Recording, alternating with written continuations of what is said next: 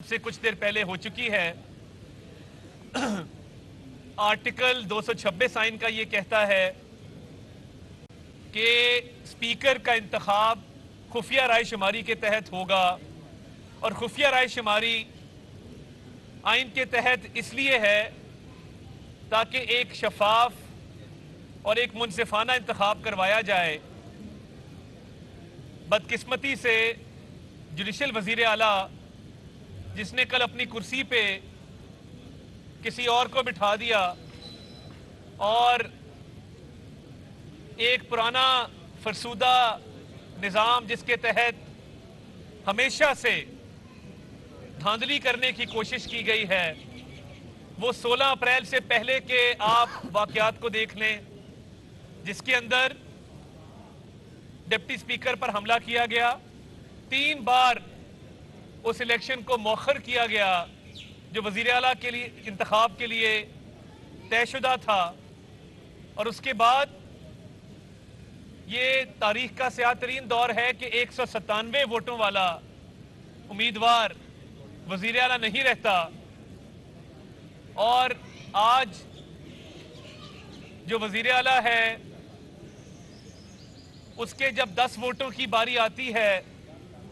तो एक तरफ 25 वोट 197 वाले के माइनस कर दिए जाते हैं और दूसरी तरफ 10 वोटों का इजाफा 185 वोटों वाले का कर दिया जाता है। तो ये खुला तजाद है और ये इंसाफ का जो दौरा मयार है उसके तहत ही उसकी अगली कड़ी है कि स्पीकर के इंतखाब के दौरान बैलेट पेपर पर भी और काउंटर फॉइल पर भी सीरियल नंबर दर्ज थे। अब ये जो असेंबली सेक्रेटेरिएट है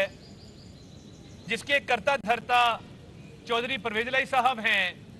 जिन्होंने लगभग 700 अफराद को गैर कानूनी तौर पे भर्ती किया है, ये उनका एक सोचा समझा मंसूबा था जिसके तहत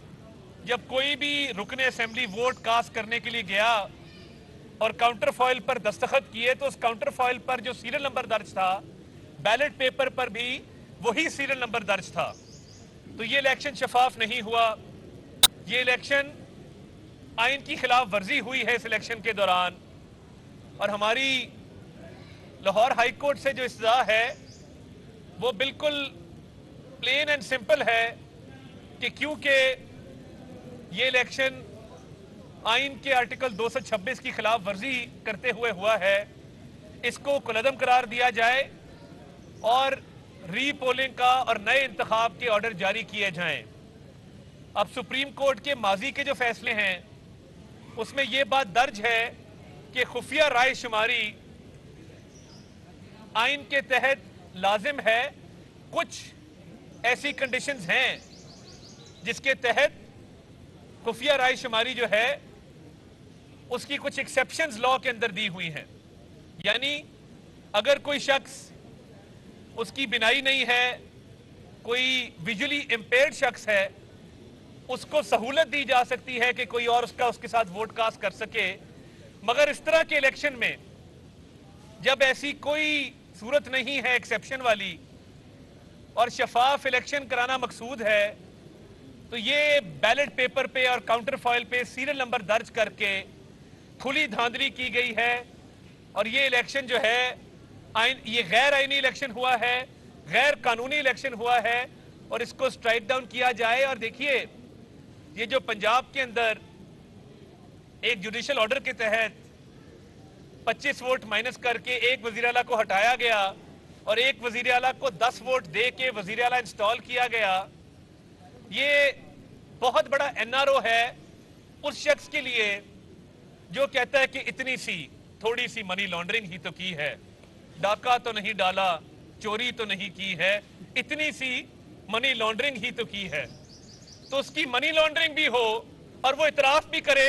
तो वो इतनी सी मनी लॉन्ड्रिंग है। वो 5 कैरेट की अंगूठी भी मांगे फाइलें साइन करने के एवज तो वो भी जायज है। वो जब तक अपनी फॉरेन फंडिंग का जवाब नहीं देता, और वो जो फॉरेन फंडिंग है 7 साल से जेर इल्तवा है, और इनकी दीदा दलेरी देखें कि चीफ इलेक्शन कमिश्नर का जो अपॉइंटमेंट है तमाम सियासी जमातों ने कंसेंसस के साथ की और चीफ इलेक्शन कमिश्नर के तजवीज कुनिंदा तहरीक इंसाफ के परवेज खटक थे। आज ये असेंबलियों में करारदादे लेकर आ रहे हैं क्योंकि इनको डस्का का फैसला हजम नहीं हुआ।